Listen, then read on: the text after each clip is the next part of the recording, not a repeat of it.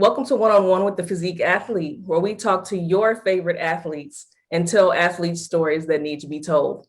My name is Ryan Andrea, and I'm your host and author of 16 Weeks, the Physique Athlete's Guide to a Perfect Prep. Today, we are talking to Donisha Plair Lacy, aka Do the Natty Pro. Do, welcome. Thank you. So you've competed in several shows during the 2020 bodybuilding season, and you are fresh off yet another win this past weekend at GBO Genesis. How are you feeling physically, mentally? Where are you? I'm feeling good. I am feeling good. I am glad it's over.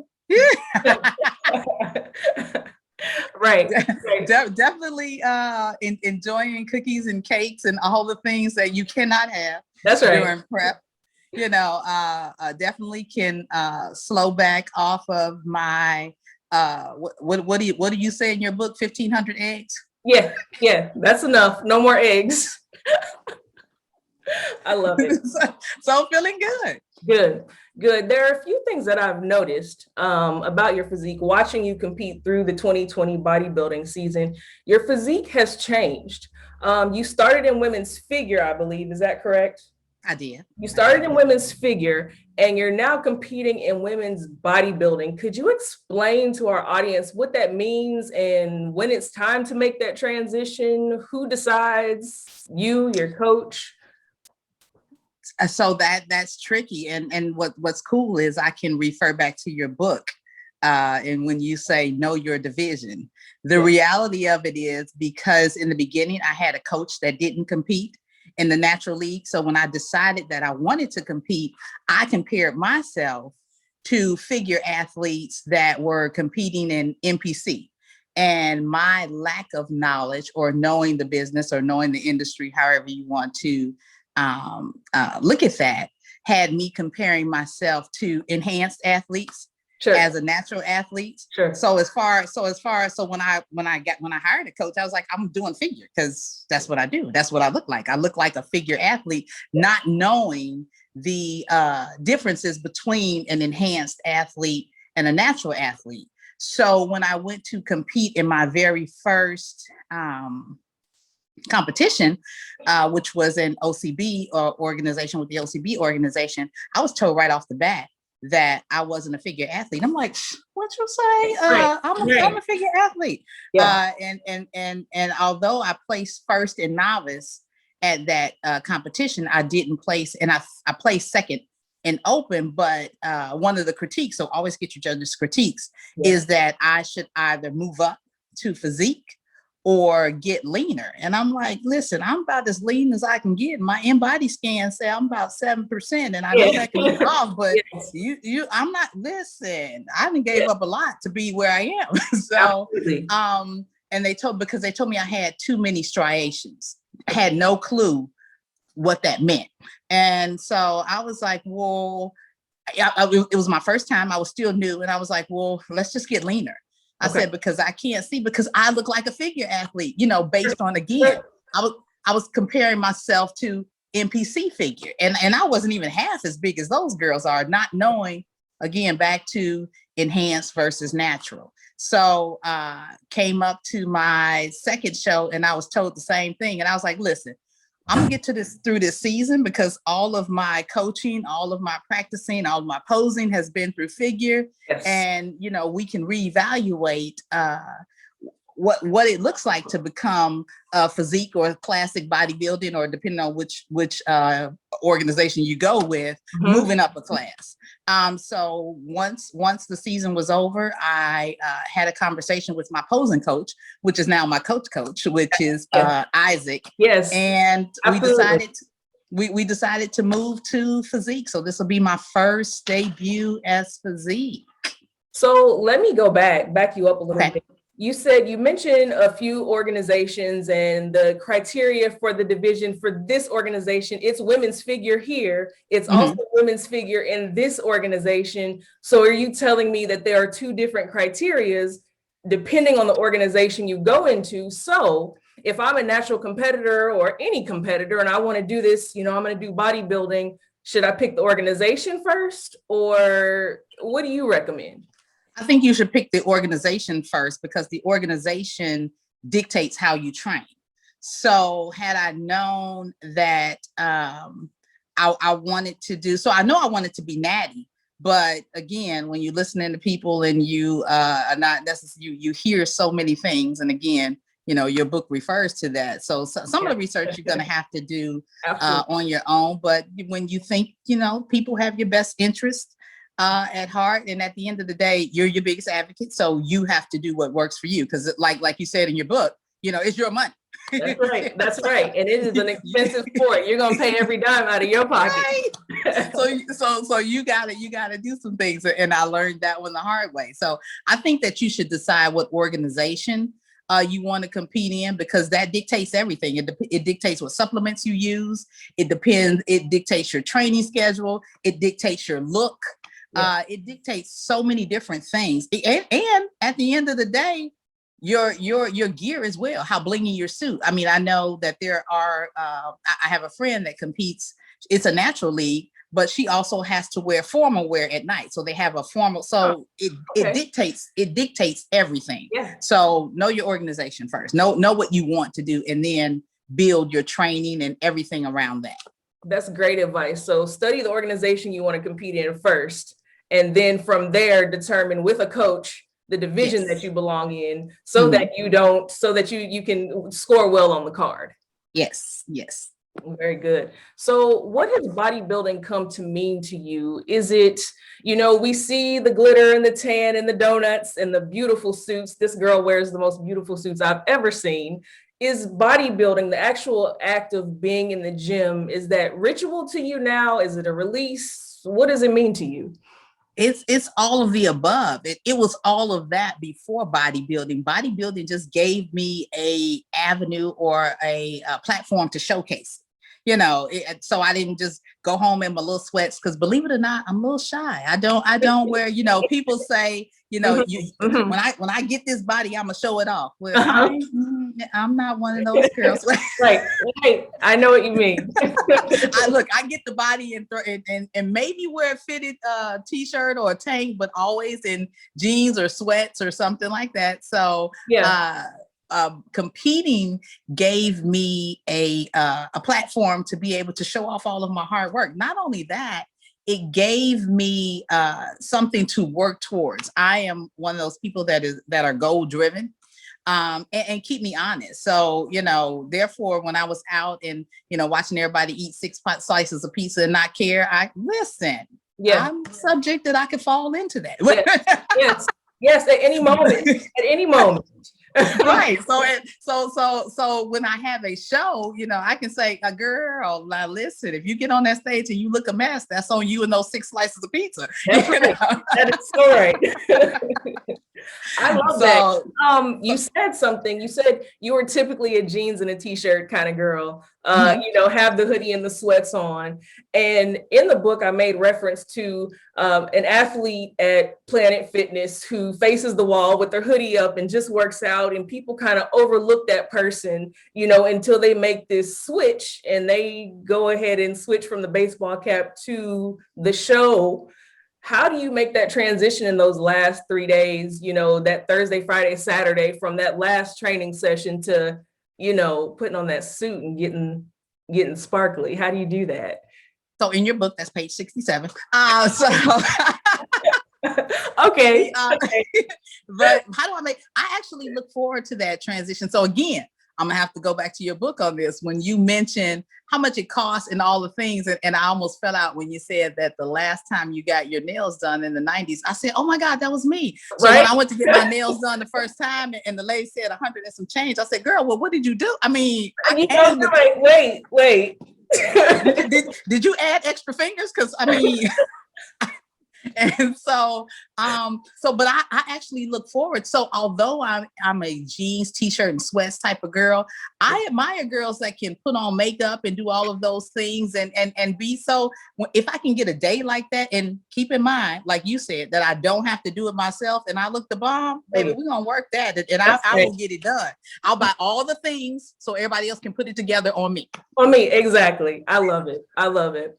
So talk a little bit about your training, if you will. You're a track athlete, and I know, there's bro science and there's theories, and you shouldn't incorporate cycling into your training, and you shouldn't run because you're a bodybuilder, or I can't do other fitness programs because you're a bodybuilder. How do you use your foundations and the skills that you have from track and transition them into bodybuilding? Like, when do you start pulling those tools off your tool belt? So I can say, because I ran track, back in the day when everything was bare bones, and, you didn't have Google and you didn't have those things. So there are things that your coach and instilled in you, and things that you had to learn about yourself in order to be able to compete, because you couldn't go online and look at your competition. You couldn't, it was always you versus you, and you do what your coach says do. And then, you figure out together what works. So, way back when, I figured what worked for me. So, and I get all the science and all of those things, but science aside, and everything, it's just like when you go to the doctor. A doctor can tell you, because it's a generalization based on everybody they saw, but they don't know you. And my thing about it is with all the science, you got to get to know you. So somebody can say, you're a bodybuilder and you should work on building muscle, but the core of who I am and who I started is a track athlete. So I kind of know a little bit about how to build muscle, maintain muscle, and still, right, and still use cardio to make it all look good, because that's the point of track. Because there's no way if you see any track athlete, whether it's collegiate, whether they're in the Olympics, those girls look daggone good, and they're muscular, and they run all day, every day. Yes. And so using that, plus again, science is always good, because there are things that we didn't know back in the day. Like I used to tell my coach all the time, I'm a sprinter. And so he'll say, well, get out there and run a mile warm up. I said, sir, I'm a sprinter, not a distance runner. I mean, you need to check my resume. This is not what I do. I just told you. So, but back then I didn't know the benefits of a steady heart rate or those long distance runs. It was to build endurance. I said, listen, I need to run these 20 seconds and get it done. And that's it. That's all I got for you for the day. So try to incorporate those things. And so when it comes back to bodybuilding, first time I stepped on stage, and you refer to this in your book as well, when they were talking about conditioning, and I appreciate you, providing the definition and giving examples on what that means. Because the first time I was like, conditioning, I mean, what is conditioning? Right, you are already well conditioned. What else? Right, my ability to hold poses, and so basically what we call that in track, that's endurance, and so making those correlations, and then so so I use that. So the only way I can survive on stage is cardio. And so I had to figure out how to hold on to muscle plus doing what I know. And that's build endurance through cardio. So I guess, and the closer, and so the way I work that out is, like everything else based on the science, it's a point in your training when all you do is lift, because your goal is to build muscle and you don't want to eat through that. But as I get closer to show day, then we work together to incorporate more cardio, and I don't have to, and I'm not saying it like that, but some things, again, you refer to this in your book, that our genetics, and then, training from back in the day, and your body just reacts well. So my body reacts well as it gets closer to training, and, goes like that, versus somebody who'd have to start 16 weeks ago, in order to get lean from cardio. So I love it. Thank you. That's some awesome advice. You know your body. You are with you. The skills that you've picked up, even as a middle school, high school, college athlete. Like, your body remembers. You may not, but your body remembers. And when it's time, your body will show that for you. You're a pro now. How many shows did it take you to win your pro card? And could you feel it coming together? Or, is it truly who was on stage with you at that time? Or how did you feel? Tell me about that. So I mean, that's a little tricky. I won my pro card on my second show. Nice. And which was interesting because my original prep coach was virtual. So she wasn't at any of the shows. However, my posing coach, I mean, that's my hype man. Isaac is my hype man. Could you please, first of all, could you stop and tell everybody who your hype man is? Who is your coach? My hype man is Mr. Isaac Johnson. If you've ever seen him at a show, if he's ever been an expediter at the show, this dude about this high got a ball of energy that works for days. And I'm like, sir, I mean, I don't know if he's fueled by the sun. I don't know, Yes, and his hair, the blue strip. Right. I think that's what it is. That's what it is. Right. So, I mean, when I'm on stage and so, like I said, I didn't have my prep coach there. I would always check in with her before or after, but somebody that was holding my hand, through everything and along the way. And that was Isaac. So even on the days that I wasn't sure, and I'd come to the stage and he could tell I was nervous. He was like, what are you doing? This night, he'd always give me my little pep talk. And then, when I'd hear him yelling, I was like, oh my God, he believes in me. It matters. It matters to have somebody believing you, like out there in the audience, like she's got this, like. Right. And he would always tell me, I got it. And so the first time I went on stage and like I said, I won first in novice and I didn't place. Well, I placed second in the open. But I was disappointed. And so, and he told me, he said, hey, and again, this is my posing coach at the time. He said, hey, listen, he's like, and definitely you learn to, it's again, as an athlete, we learned that from way back when, sportsmanship, definitely, you congratulate everybody, but that doesn't change what happens on the inside, right. But again, you should always be mindful of where it happens. And so definitely, when we went and, had a meal after that. And so he asked how I was feeling. I was like, dude, I want to win. Yeah, absolutely. And then he said, but he's like, it's your first show. And he said, and now we know. And so, for him as my posing coach to even, take on seeing something in me to even take on to give me little tidbits of advice, because he could have undoubtedly said and been rightfully so. Go ask your coach. Yeah, or say my lane, Right. Absolutely. Right. And he didn't, and I gotta say that he didn't overstep, but right. As my friend, because that's also my little brother, I have to remind him I'm older than you. He was like, take this critique, take these things and, take it back to the coach and work it out. And if you need any help, then because I'm here for you, because we're friends, I'm here for you. And so that was cool. That support made all the difference. So becoming a pro, that was actually my second show. Walked on stage. That's quick. And go ahead. I said, that's quick. That's all. I just said, that's quick. That's good. It's good. Well, I don't know because the way it happened. So I walk on stage and I was confident. And again, my hype man that hyped me up. I had my pickle juice because that's my pump.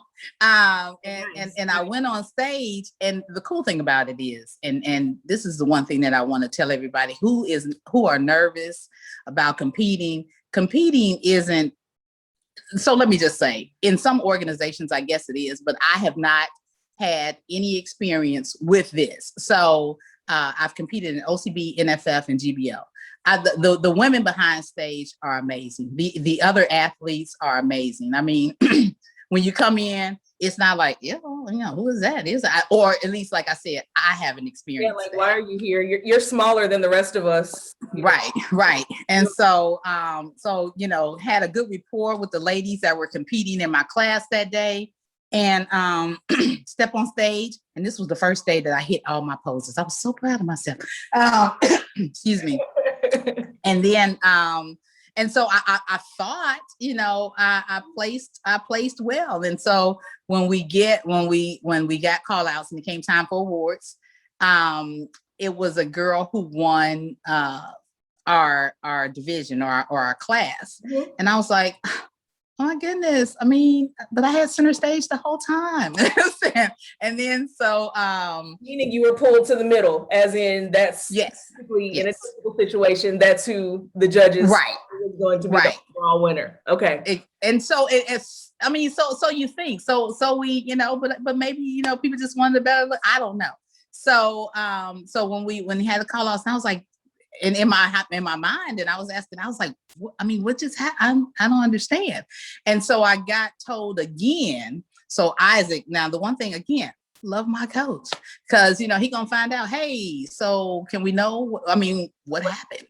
And so it went back to, you know, what at one of our posing clinics, what Todd Rogers said, you know, the director of GBO, said that you can have the best physique, but if you're not in the right class. So again, I was told I had too many striations, too much muscle for figure.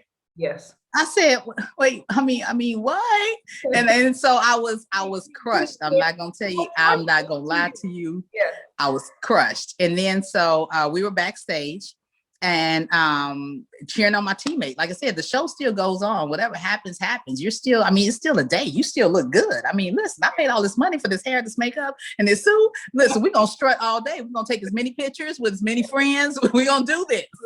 And so in the midst of all of that, Todd came back, one of the directors of NFF, and said, hey, you know, we pulled the scores and you guys, you know, scored neck and neck.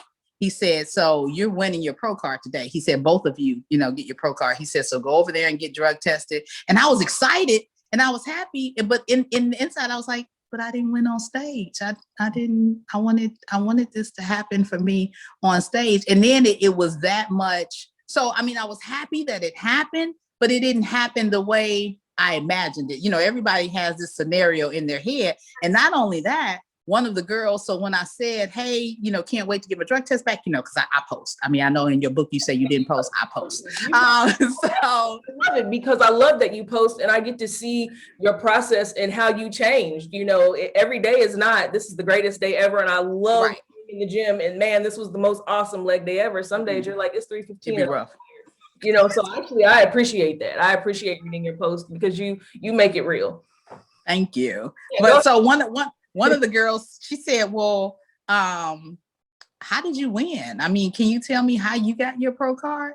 And I was like, oh, I felt that was a little shade. I mean, I don't know. I mean, I get that it didn't happen on stage like we both, like it normally would. So again, it didn't fall, but baby, I earned this. If you want it, you can go through my, you know, I don't know nobody. I didn't pay nobody. I didn't, you know, it didn't happen that way. So, yeah, that's how, so I felt, I mean, I was happy that it happened, but I still felt that I wanted it to happen on stage.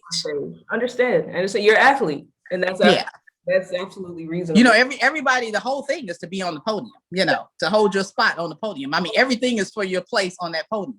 So that's the track athlete in me, like, dang, I mean, it's like, it felt exactly like, you know how, so I don't know if you're a track athlete. So when you're running and then you place, everybody crosses the finish line and then you found out, oh my God, I got first. But because the person got DQ'd, then you're like, okay, but I wanted us to, you know, I want the footage, you know. Right.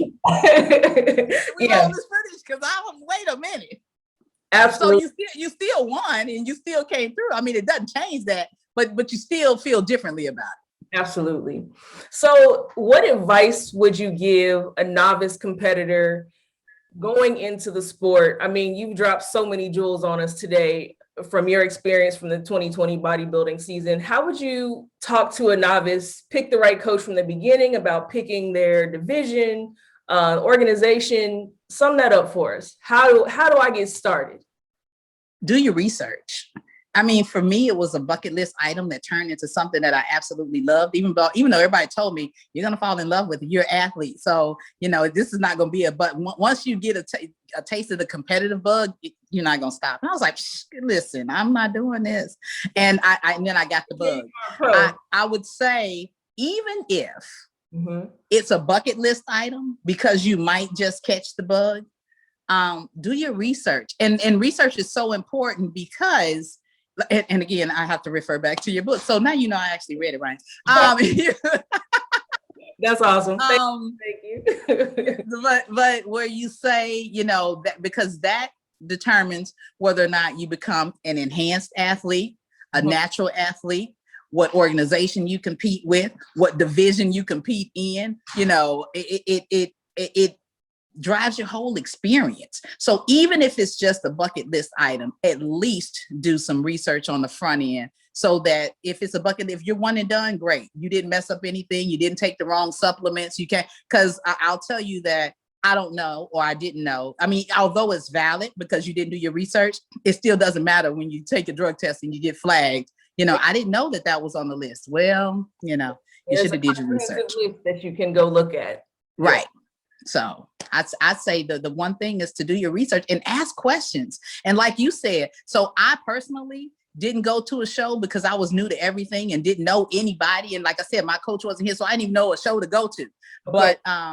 But once again, hooking up with Isaac and him making sure that I attended posing clinics and got involved, at least just for the information. Definitely, if you can reach out to somebody, or, you know, you see some of us that are on Instagram, Facebook, I promise you that 85, 90% of us are friendly. I promise you that you can reach out, that you can inbox somebody, and we'll share whatever it is you need to know. I mean, there's nothing, the one thing I like about this sport is there's nothing to hold to the cuff, because at the end of the day, and I know Billy hates to hear this, but it's you versus you. So at the end of the day, you know, either you're going to do that. When we step on stage, it's about who did the work. Right. So me sharing something with you is not going to jeopardize my status on the stage, you know. Very nice. Unless I got this super secret formula that, and you ain't getting that, but you know, but I will help when I can. Plus, you already told it, it's the pickle juice. But right. Donisha, thank you so much for this interview today. Thank you for spending your time with me. And if you enjoyed our conversation with Donisha Plair Lacy, you can be a part of Doe's World. Follow her on Facebook at Donisha Plair Lacy, or on Instagram at Doe the Builder. This is One-on-One with the Physique Athlete. Until next week, take care. Thank you, Doe. Thank you.